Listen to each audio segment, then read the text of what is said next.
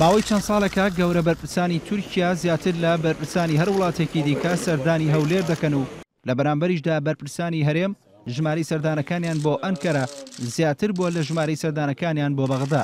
مێژووی پەیوەندیەکانی لایەنە کوردیەکانی هەرێم و تورکیا مێژوویەکی دوور و درێژی نییە.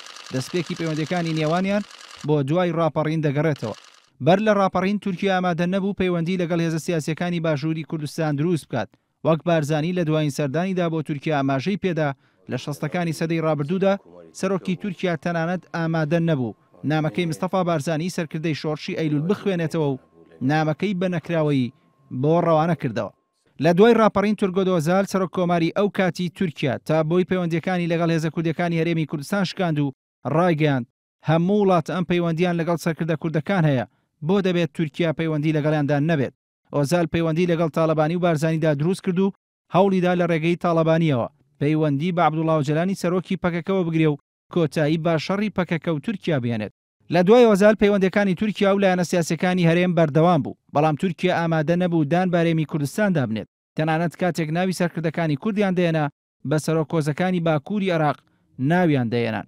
تورکیا لە نەوەدەکاندا پارتیوێکێتی بۆ شەڕی پەکەکە بەکارێنا. لە سەردەمی شەڕی ناوخۆشدا سێ خولی دانوستانی ئاشتی لە نێوان پارتیوێکێتیدا بەڕێوە برد کە بێ ئەنجام بوون. بەوتەیەندێک لە مێژوونووسان مەبەستی تورکیا لەم کارش ئەوە بوو کە لەلایەکەوە هەردوو هێزەکە لە خۆی نزیک بکاتەوە بۆ شەڕی پەکەکە بەکاریان بێنێ و لەلایەکی دیکەشەوە پێش با دەستێوەردان و نفوزی زیاتری ئێران بگرێت لە هەرێمی کوردستاندا.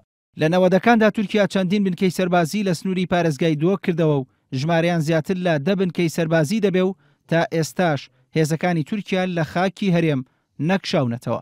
لە دوای ڕوخانی ڕژێمی بەعەز تورکیا تەنانەت نیگەرانی جێگیربوونی سیستمی فیدرالی بوو لە عێراق.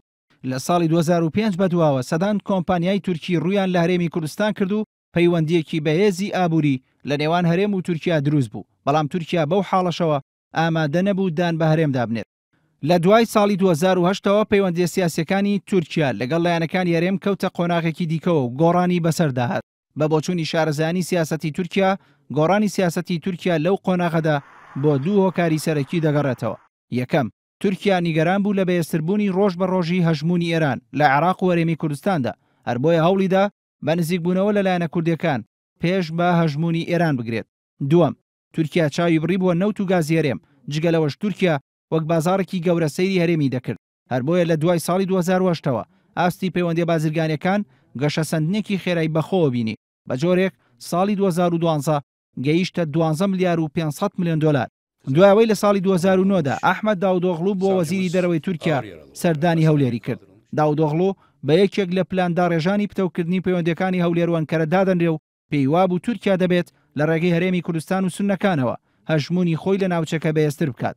لە ساڵی 2011 ئەردۆغان بۆ یەکەمین سەرۆکوەزیرانی تورکیا کە سەردانی هەرێم بکات. دوای ئەو سەردانەش تورکیا کونسوڵخانەی لە هەولێر کردەوە. هەروە هەرێم و تورکیا گرێبەستێکی 50 ساڵی نەوت و گازیان واژوو کرد کە تا ئێستاشی لەگەڵدا بێت ناوەڕۆکەکەی نازاندرێت.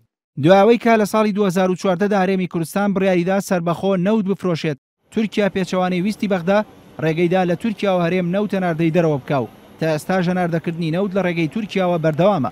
هەندێک لە ڕەخنەگرانی حکوومەتی هەرێم پێیان وایە هەناردەکردنی نەوت لە ڕێگەی تورکیاوە تا ڕادەیەکی زۆر هەرێمی وابەستەی تورکیا کردووە، بە جۆرێک وای لێ هاتووە کە هەرێم بێ تورکیا ناتوانێت بەردەوام بێت.